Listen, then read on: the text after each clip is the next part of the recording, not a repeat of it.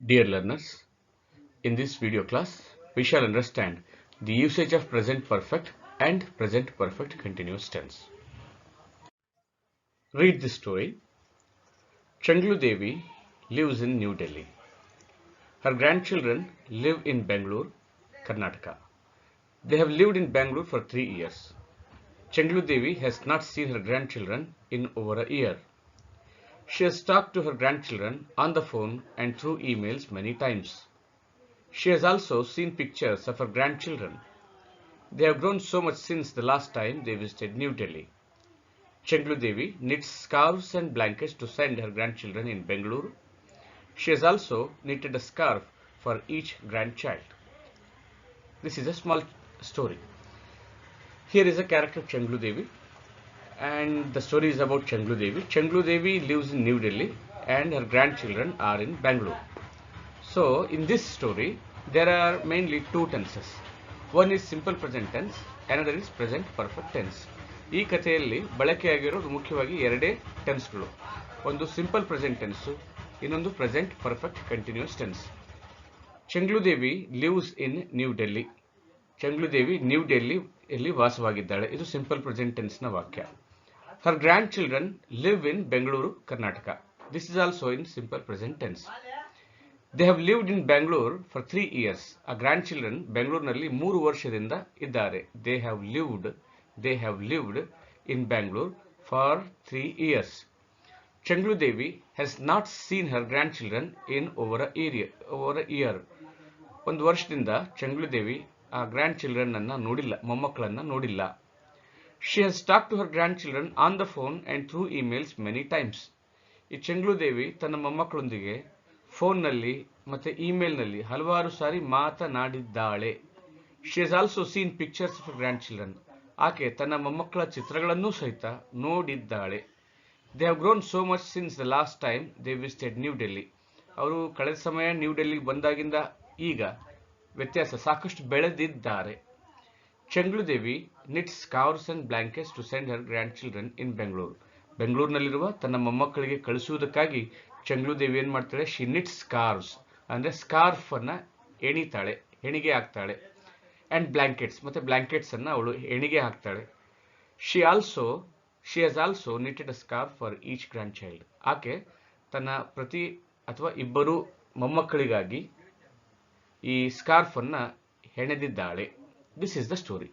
C here, recently completed action ಅನ್ನ present perfect tense ನಲ್ಲಿ ಇಲ್ಲಿ ಹೇಳಲಾಗಿದೆ.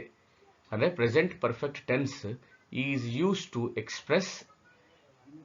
used to denote recently completed actions.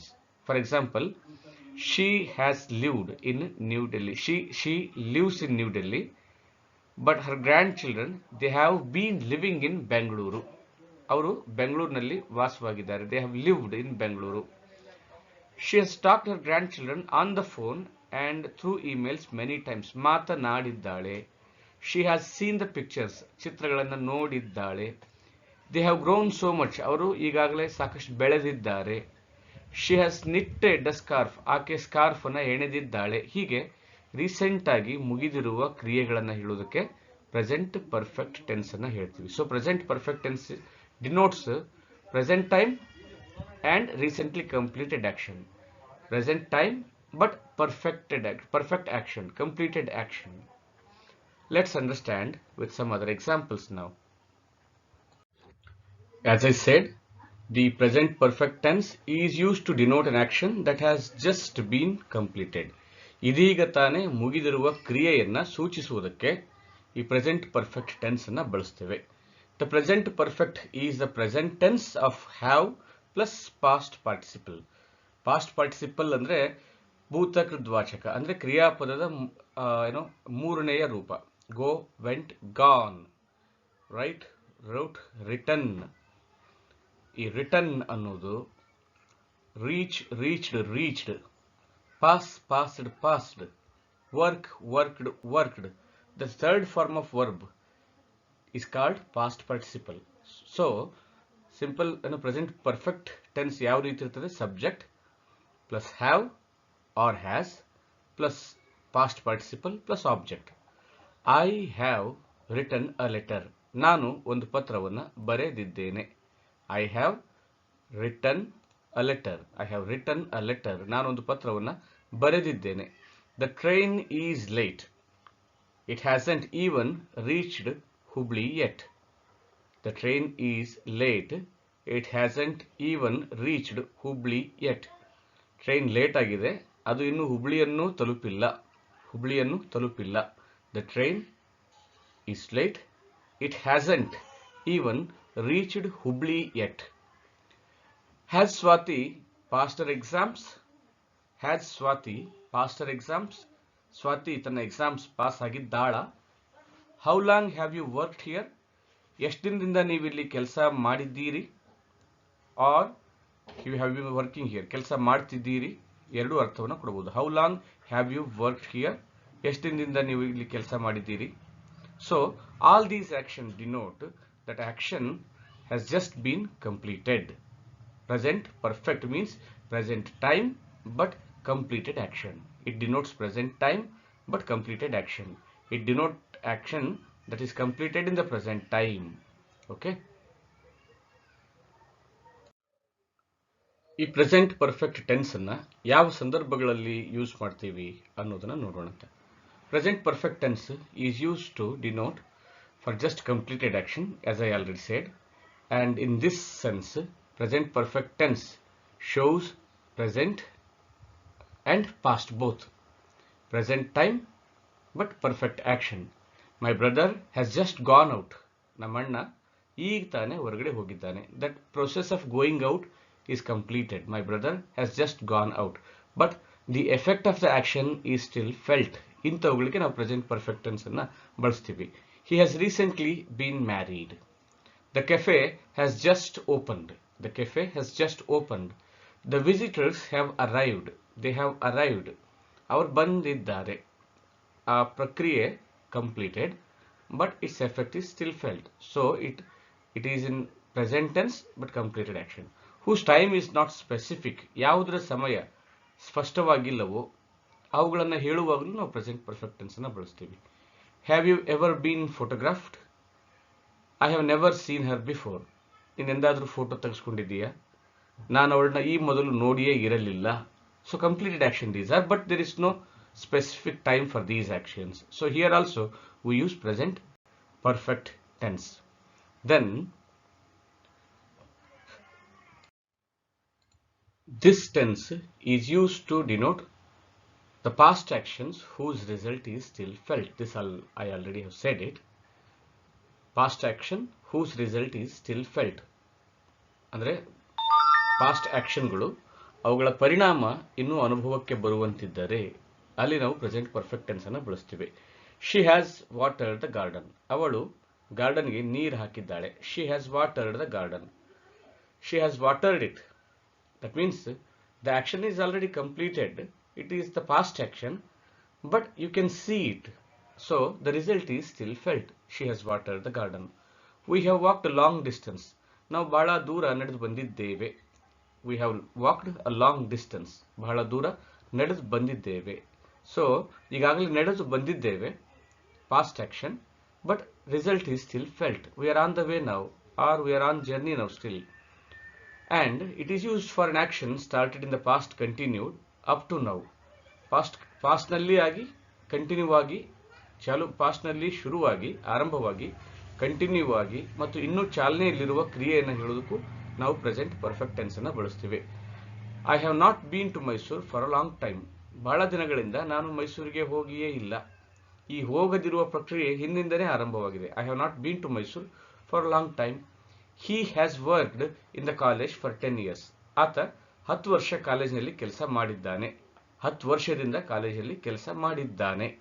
So action started in the past, continued, and still it is going on. So in this sense also we use present perfect tense. There are some important rules to remember. It's an important rule for all competitive examination. What it says, one must not use of adverbs of past time like yesterday, last year, last month, ago, short while ago, etc. With present perfect tense. ಇದನ್ನು ನೀವು ನೆನಪಿಡಬೇಕು. ನಾವು ಈ past time ಅಡ್ವರ್ಬ್ಸ್ಗಳನ್ನು ಅಂದರೆ ಯಾವುದು, yesterday, last year, last month, ago, short while ago, ಇಂಥವುಗಳನ್ನು present perfect ಟೆನ್ಸ್ನಲ್ಲಿ ಬಳಸಬಾರದು. ಉದಾಹರಣೆಗೆ you can see here, he has completed his book yesterday. He has completed his book yesterday. ಅವನು ತನ್ನ ಪುಸ್ತಕವನ್ನು ನಿನ್ನೆ ಮುಗಿಸಿದ್ದಾನೆ. ಈ ವಾಕ್ಯ ತಪ್ಪಾಗಿದೆ. He has completed his book yesterday.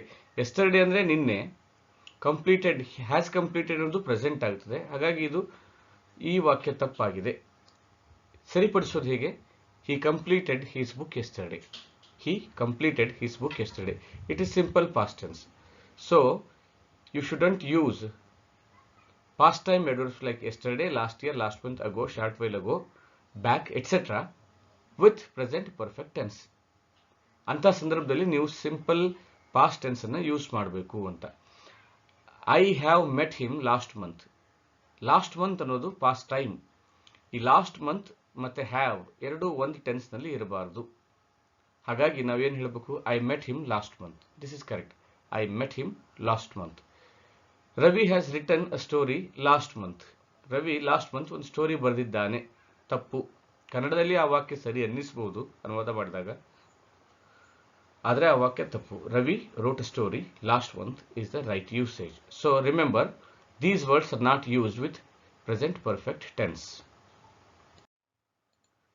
Present perfect continuous tense ಅನ್ನು ನೋಡೋಣ. Present perfect tense shows an action that is completed. Present perfect continuous tense shows an action that started in the past, half completed and another half to be completed. ಈಗ ಆರಂಭವಾಗಿ ಸ್ವಲ್ಪ ಕೆಲಸ ಮುಗಿದಿರುವ ಮತ್ತು ಇನ್ನೂ ಚಾಲನೆಯಲ್ಲಿರುವ ಕ್ರಿಯೆಯನ್ನು ಸೂಚಿಸುವುದಕ್ಕೆ ಪ್ರೆಸೆಂಟ್ ಪರ್ಫೆಕ್ಟ್ ಕಂಟಿನ್ಯೂಸ್ ಟೆನ್ಸ್ ಅನ್ನು ಬಳಸ್ತೇವೆ. In present perfect tense we have third form of verb, past participle verb. For example, I have read, he has met, I have written, met, read. ಇವೆಲ್ಲ participle verbs, past participle third form of the verb ಅನ್ನು ಬಳಸ್ತೀವಿ. ಇಲ್ಲಿ present participle ಅನ್ನು ಬಳಸ್ತೀವಿ. ಅಂದರೆ main ವರ್ಬ್ಗೆ ನಾವು ING ಅನ್ನು add ಮಾಡ್ತೀವಿ. You may see here, subject plus has or have plus been plus verb plus ING. I, subject, have been writing a novel since last year. ನಾನು ಕಳೆದ ವರ್ಷದಿಂದ ಕಾದಂಬರಿಯನ್ನು ಬರೆಯುತ್ತಿದ್ದೇನೆ. ನಾನು ಕಳೆದ ವರ್ಷದಿಂದ ಒಂದು ಕಾದಂಬರಿಯನ್ನು ಬರೆಯುತ್ತಿದ್ದೇನೆ. ಕಾದಂಬರಿ ಬರೆಯುವ ಕೆಲಸ ಆರಂಭವಾಗಿದ್ದು ಕಳೆದ ವರ್ಷ. ಕಳೆದ ವರ್ಷ ಆರಂಭವಾಗಿದೆ ಮತ್ತು ನಾನು ಈಗಾಗಲೇ ಬರೆದು ಇದ್ದೇನೆ. ಆದರೆ ಆ ಕಾರ್ಯ ಇನ್ನೂ ನಡೀತಾ ಇದೆ. I have been writing a novel since last year. ನಾನು ಕಳೆದ ವರ್ಷದಿಂದ ಒಂದು ಕಾದಂಬರಿನ ಬರೆಯುತ್ತಿದ್ದೇನೆ. We have been playing chess since 4 o'clock. ನಾವು 4 ಗಂಟೆಯಿಂದ ಚೆಸ್ ಆಡುತ್ತಿದ್ದೇವೆ. ನಾವು 4 ಗಂಟೆಯಿಂದ ಚೆಸ್ ಆಡುತ್ತಿದ್ದೇವೆ. ಸಿನ್ಸ್ 4 o'clock, 4 ಗಂಟೆಯಿಂದ, ಅಲ್ಲಿಂದ ಆಡುತ್ತಿದ್ದೇವೆ. That work started some time in the past but it is still continuing. ಈಗ ಅದು ಹಿಂದೆ ಆರಂಭವಾಗಿದೆ, ಇನ್ನೂ ಚಾಲನೆಯಲ್ಲಿದೆ. Where have you been? I have been waiting here for half an hour. ನೀನು ಎಲ್ಲಿ ಹೋಗಿದ್ದೆ? ನಾನು ಅರ್ಧ ಗಂಟೆಯಿಂದ ಕಾಯುತ್ತಿದ್ದೇನೆ. ಹಾಗಾದರೆ ಕಾಯುವ ಕೆಲಸ ಆರಂಭವಾಗಿದ್ದು ಅರ್ಧ ಗಂಟೆಯ ಹಿಂದೆ, ಅದು ಇನ್ನೂ ಚಾಲನೆಯಲ್ಲಿ ಇದೆ. ಆ ಕೆಲಸ ಇನ್ನೂ ಮುಗಿದಿಲ್ಲ. ಮುಗಿದಿದ್ರೆ ನಾವು ಪ್ರೆಸೆಂಟ್ ಪರ್ಫೆಕ್ಟ್ ಟೆನ್ಸ್ ಅನ್ನು ಬಳಸ್ತೇವೆ. I have written a novel, ಕಾದಂಬರಿಯನ್ನು ಬರೆದಿದ್ದೇನೆ. I have been writing a novel ಅಂದರೆ ಕಾದಂಬರಿಯನ್ನು ಬರೆಯುತ್ತಿದ್ದೇನೆ. There is a difference.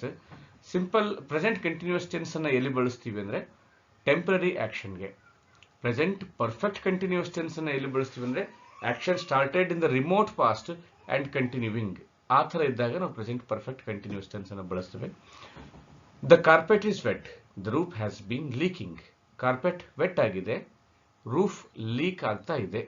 Roof leak ಆಗುವ ಕೆಲಸ ಹಿಂದೆನೇ ಆರಂಭವಾಗಿದೆ, ಅದು ಚಾಲನೆಯಲ್ಲಿದೆ. ಈ ಥರದ ಕ್ರಿಯೆಗಳನ್ನು ಡಿನೋಟ್ ಮಾಡೋದಕ್ಕೆ ನಾವು ಪ್ರೆಸೆಂಟ್ ಪರ್ಫೆಕ್ಟ್ ಕಂಟಿನ್ಯೂಸ್ ಟೆನ್ಸ್ ಅನ್ನು ಬಳಸ್ತೇವೆ.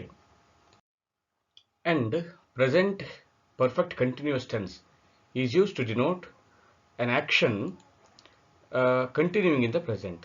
ಪ್ರೆಸೆಂಟ್ನಲ್ಲಿ ವರ್ತಮಾನದಲ್ಲಿ ಕಂಟಿನ್ಯೂ ಆಗುವಂತಹ ಕ್ರಿಯೆಯನ್ನು ಸೂಚಿಸೋದಕ್ಕೆ ಇದು ರಿಪೀಟ್ ಆಗ್ತಾ ಇದೆ ಇಲ್ಲಿ. Where is he? I have been waiting half an hour. ಅವನೆಲ್ಲಿದ್ದಾನೆ, ನಾನು ಅರ್ಧ ಗಂಟೆಯಿಂದ ಕಾಯ್ತಾ ಇದ್ದೀನಿ. I have been waiting half an hour. For half an hour also you can say I have been waiting for half an hour. ನಾನು ಅರ್ಧ ಗಂಟೆಯಿಂದ ಕಾಯುತ್ತಿದ್ದೇನೆ. ಅಂದರೆ ಈ ಕ್ರಿಯೆ ಚಾಲನೆಯಲ್ಲಿದೆ, ಅದು ಆರಂಭವಾಗಿದ್ದು ಅರ್ಧ ಗಂಟೆಯ ಹಿಂದೆ. And it's also use to denote an action that may have ended recently. ಇತ್ತೀಚೆಗೆ ಮುಗಿದಿರುವ ಕೆಲಸವನ್ನು ಡಿನೋಟ್ ಮಾಡೋದಕ್ಕೂ ಈ ಟೆನ್ಸನ್ನು ಬಳಸ್ತೇವೆ. ಇಲ್ಲಿ ಪ್ರೆಸೆಂಟ್ ಪರ್ಫೆಕ್ಟ್ ಮತ್ತು ಪರ್ಫೆಕ್ಟ್ ಕಂಟಿನ್ಯೂಸ್ ಟೆನ್ಸಲ್ಲಿ ಕೆಲವೊಂದಿಷ್ಟು ಯೂಸೇಜ್ಗಳು ಸಿಮಿಲರ್ ಆಗಿ ಕಾಣ್ತವೆ, but there is a difference. I am hot because I have been running. ನಾನು ಭಾಳ ಹಾಟ್ ಆಗಿದ್ದೇನೆ ಯಾಕಂದರೆ ನಾನು ಓಡಿದೆ ಅಂತ. ಐ ಹ್ಯಾವ್ ಬಿನ್ ರನ್ನಿಂಗ್, ನಾನು ರನ್ನಿಂಗ್ ಮಾಡಿದ್ದೆ, ಹಾಗಾಗಿ ನಾನು ಭಾಳ ಹಾಟ್ ಆಗಿದ್ದೇನೆ. I am hot because I have been running. That means ಈ ರನ್ನಿಂಗ್ ಅನ್ನೋದು ಈಗಾಗಲೇ ಸ್ಟಾಪ್ ಆಗಿದೆ, some time ago, short time ಆಗೋ, ಅಥವಾ ರೀಸೆಂಟ್ಲಿ ಸ್ಟಾಪ್ ಆಗಿದೆ ಓಡುವ ಕೆಲಸ. ಬಟ್ ಐ ಆಮ್ ಹಾಟ್ ಅಂದರೆ that hot is felt. I am hot because I have been running. ಈ ಪ್ರೆಸೆಂಟ್ ಪರ್ಫೆಕ್ಟ್ ಟೆನ್ಸ್ ಮತ್ತು ಪ್ರೆಸೆಂಟ್ ಪರ್ಫೆಕ್ಟ್ ಕಂಟಿನ್ಯೂಸ್ ಟೆನ್ಸ್ಗೆ ಸಂಬಂಧಪಟ್ಟಂತೆ ಇನ್ನೂ ಒಂದು ಮುಖ್ಯವಾದ ವಿಷಯವನ್ನು ನಾವು ನೆನಪಿಡಬೇಕು. ಅದು ಪ್ರಿಪೋಸಿಷನ್ಗೂ ಸಂಬಂಧಪಟ್ಟಿದೆ. ಪ್ರಿಪೋಸಿಷನ್ನಲ್ಲಿ ಸಿನ್ಸ್ ಮತ್ತು ಫಾರ್ ಅನ್ನು ಬಳಸೋದಕ್ಕೆ ಭಾಳ ವಿದ್ಯಾರ್ಥಿಗಳಿಗೆ ಕನ್ಫ್ಯೂಷನ್ಗಳು ಇರ್ತವೆ. ಸಿನ್ಸ್ ಮತ್ತು ಫಾರ್ ಅನ್ನು ನಾವು ಪ್ರೆಸೆಂಟ್ ಪರ್ಫೆಕ್ಟ್ ಕಂಟಿನ್ಯೂಸ್ ಟೆನ್ಸ್ಗಳಲ್ಲಿ ಬಳಸ್ತೇವೆ. ಫಾರ್ ಅನ್ನು ಬೇರೆ ಟೆನ್ಸ್ಗಳಲ್ಲೂ ಬಳಸ್ಬೋದು, ಆದರೆ ಸಿನ್ಸ್ ಅನ್ನು ಮುಖ್ಯವಾಗಿ ಪ್ರೆಸೆಂಟ್ ಪರ್ಫೆಕ್ಟ್ ಮತ್ತು ಪ್ರೆಸೆಂಟ್ ಪರ್ಫೆಕ್ಟ್ ಕಂಟಿನ್ಯೂಸ್ ಟೆನ್ಸ್ನಲ್ಲಿ ಬಳಸ್ತೇವೆ. ಯಾವ ರೀತಿ ಬಳಸ್ತೇವೆ? See here, we have been living here for 6 months. We have been living here since April. Both these sentences are correct. But there is a difference. ಈ ವಾಕ್ಯದಲ್ಲಿ 6 months ಇದೆ, ಎರಡನೇ ವಾಕ್ಯದಲ್ಲಿ ಏಪ್ರಿಲ್ ಇದೆ. ಏಪ್ರಿಲ್ ಅನ್ನೋದು ಪಾಯಿಂಟ್ ಆಫ್ ಟೈಮ್. ನಾವಿಲ್ಲಿ ಏಪ್ರಿಲ್ನಿಂದ ವಾಸವಾಗಿದ್ದೇವೆ, April ತಿಂಗಳಿನಿಂದ ನಾವಿಲ್ಲಿ ವಾಸವಾಗಿದ್ದೇವೆ. ಆರಂಭವಾಗಿದ್ದು ಯಾವಾಗ? ಏಪ್ರಿಲ್ ತಿಂಗಳಲ್ಲಿ. ಏಪ್ರಿಲ್ ಅನ್ನೋದೇನು? It is point of time. Point of time, ಆರಂಭ ಬಿಂದು ಅದು, ಆಗ ಕೆಲಸ ಆರಂಭವಾಯಿತು. ಹೀಗೆ ಪಾಯಿಂಟ್ ಆಫ್ ಟೈಮ್ ಡಿನೋಟ್ ಮಾಡುವಾಗ ನಾವು ಪ್ರಿಪೋಸಿಷನ್ ಸಿನ್ಸ್ ಅನ್ನು ಬಳಸಬೇಕು. ಪೀರಿಯಡ್ ಆಫ್ ಟೈಮ್ ಅಂದರೆ ಸಿನ್ಸ್ 6 months, ಫಾರ್ 6 months. ಈ 6 months ಅನ್ನೋದು ಪೀರಿಯಡ್ ಆಫ್ ಟೈಮ್ ಆಗುತ್ತೆ. ಈ ಪೀರಿಯಡ್ ಆಫ್ ಟೈಮ್ ಇದ್ದಾಗ ನಾವು ಫಾರ್ ಅನ್ನು ಬಳಸಬೇಕು. ಅವಧಿ ಇದ್ದಾಗ ಫಾರ್ ಪ್ರಿಪೋಸಿಷನ್ ಬಳಸ್ತೀವಿ. ಆರಂಭ ಬಿಂದು ಇದ್ದಾಗ, ಕೆಲಸ ಆರಂಭವಾದದ್ದು ನಾಮಪದವಿದ್ದಾಗ ನಾವು ಸಿನ್ಸ್ ಅನ್ನು ಬಳಸಬೇಕು. We have been living here for 6 months. This is correct. We have been living here since April. This is also correct. He has been working for 3 years. He has been working for 3 years. He has been working here since 2017. Both are correct. 2017 is point of time. 3 years is period of time. It has been raining for 2 days. It has been raining for 2 days. 2 ದಿನದಿಂದ ಮಳೆ ಸುರಿತಾ ಇದೆ. It has been raining since Friday. ಫ್ರೈಡೆಯಿಂದ ಮಳೆ ಸುರಿತಾ ಇದೆ. Friday ಅನ್ನೋದು point of time, 2 days ಅನ್ನೋದು ಪೀರಿಯಡ್ ಆಫ್ ಟೈಮ್, 17 ಅನ್ನೋದು ಪಾಯಿಂಟ್ ಆಫ್ ಟೈಮ್, 3 years ಅನ್ನೋದು ಪೀರಿಯಡ್ ಆಫ್ ಟೈಮ್, 6 months ಅನ್ನೋದು ಪೀರಿಯಡ್ ಆಫ್ ಟೈಮ್, ಏಪ್ರಿಲ್ ಅನ್ನೋದು point of time. Remember, preposition since is used to denote point of time. Preposition for is used to denote period of time, and these since and for are used in present perfect and present perfect continuous tense also.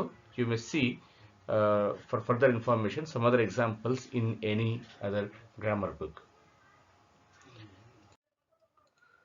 Thank you for listening me. ನಾನು ಈ ವಿಡಿಯೋಗಳನ್ನು ಮಾಡ್ತಾ ಇರೋದು ಗ್ರಾಮೀಣ ವಿದ್ಯಾರ್ಥಿಗಳನ್ನು ಮತ್ತು ಕನ್ನಡ ಮಾಧ್ಯಮ ವಿದ್ಯಾರ್ಥಿಗಳನ್ನು ಗಮನದಲ್ಲಿಟ್ಕೊಂಡು. ಹಾಗಾಗಿ ಈ ವಿಡಿಯೋಗಳನ್ನು ಈ ಪದವಿ ಓದುತ್ತಿರುವ ವಿದ್ಯಾರ್ಥಿಗಳಿಗಾಗಲಿ, ಸ್ಪರ್ಧಾತ್ಮಕ ಪರೀಕ್ಷೆಗೆ ತಯಾರಿ ನಡೆಸ್ತಿರ್ತಕ್ಕಂತಹ ಗ್ರಾಮೀಣ ವಿದ್ಯಾರ್ಥಿಗಳಿಗೆ ಮತ್ತು ಇತರೆ ಯಾರೇ ಇಂಗ್ಲಿಷ್ ಕಲಿಯ ಬಯಸೋರೊಂದಿಗೆ ಶೇರ್ ಮಾಡಿಕೊಳ್ಳಿ. ಹೆಚ್ಚು ಜನರಿಗೆ ಈ ವಿಡಿಯೋ ಉಪಯುಕ್ತವಾಗಲಿ ಅನ್ನೋದು ನನ್ನ ಆಶಯ. Thank you once again for listening me.